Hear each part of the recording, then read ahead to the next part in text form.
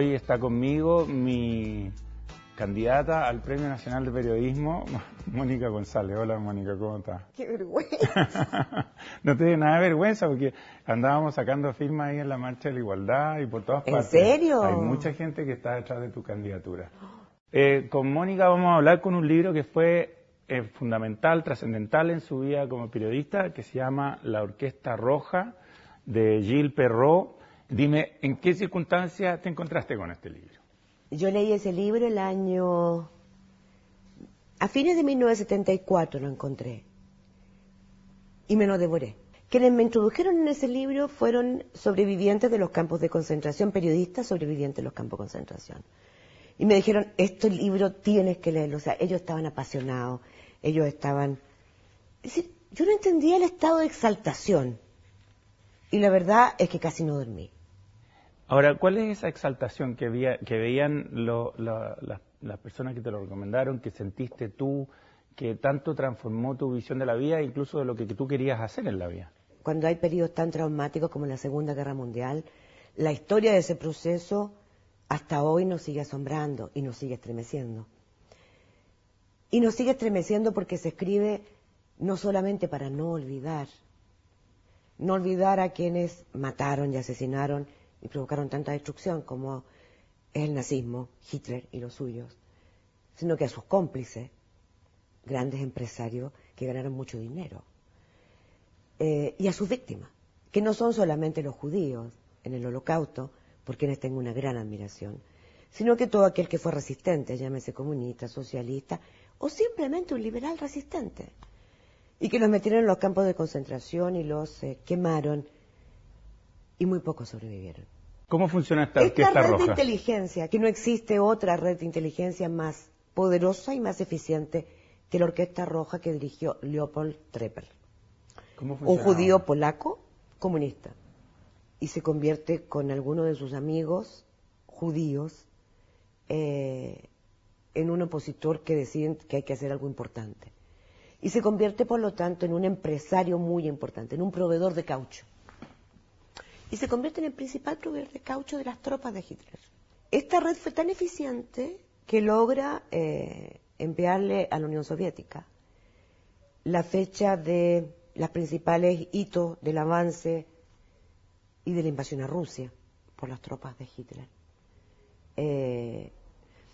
Y cuando viene la derrota, Leopold Trepper había sido detectado y cazado por los nazis, pero lo mantenían vivo porque lo habían convertido, o creyeron convertirlo, en un espía retornado, o sea, dado vuelta, que contaminaba con información falsa.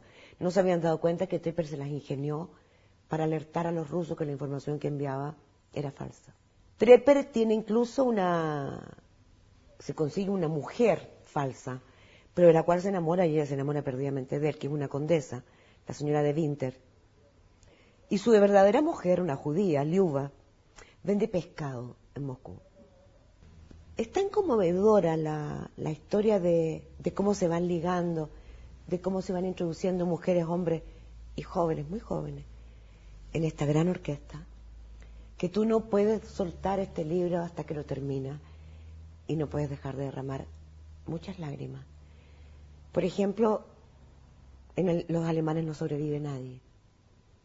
¿Sabes lo que es terrible?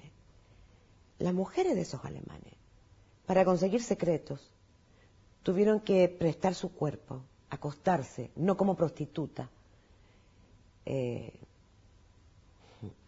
enamorar a los principales jerarcas nazis.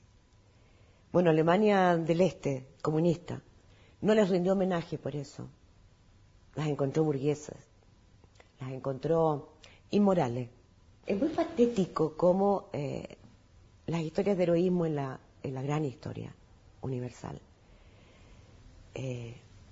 son tan disímiles a las historias que nos cuentan a veces la historia oficial de quienes se dicen héroes y no lo son tanto. ¿Cómo es conmovedor lo que cuenta? Y voy a partir corriendo a la casa a leer el libro, pero antes de eso te quería preguntar cómo se coló esta historia de heroísmo en tu trabajo, porque claro, tú también hiciste un trabajo de resistencia respecto de la dictadura en Chile. Eso fue no emulando a Trepper, porque además sería una vanidosa si dijera eso. Yo fui simplemente, como digo yo siempre, parte de un río.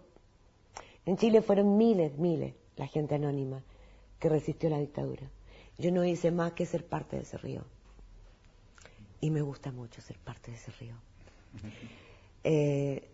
Trepper es bien interesante porque el primer avión soviético, ruso, que aterriza en París se lo lleva a Trepper. Y Trepper lo encierra. Stalin debe haber sido. Stalin lo encerró en Siberia, 15 años. Este héroe mundial. Porque con la paranoia de Stalin cree que es un traidor, un espía que quiere, un trotskista, ¿no?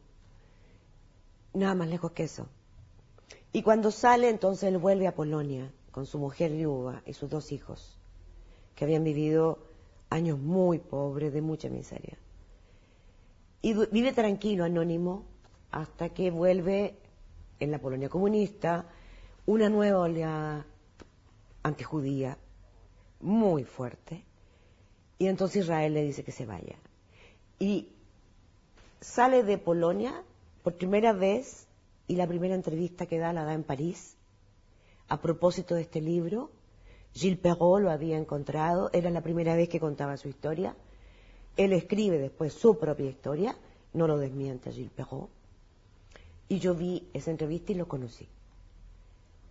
Y creo que es uno de los hombres que más me impactaba en la vida. De ahí se fue a Israel, no dio más entrevistas. Y creo que está inscrito en la memoria de todos aquellos que pensamos que ser honesto y digno en la vida vale mucho. Podríamos hablar horas del libro, en verdad. No es un libro de espionaje solamente. No. Es un libro de historia, es un libro que refleja y abunda en el alma humana y que ayuda a entender a los traidores, a los cobardes, pero sobre todo cómo es posible que la dignidad y la valentía triunfen y no se necesita ser tan valiente. Le agradecemos a Mónica este testimonio y nos recuerda que también todos somos un poco héroes si es que nos conservamos dignos.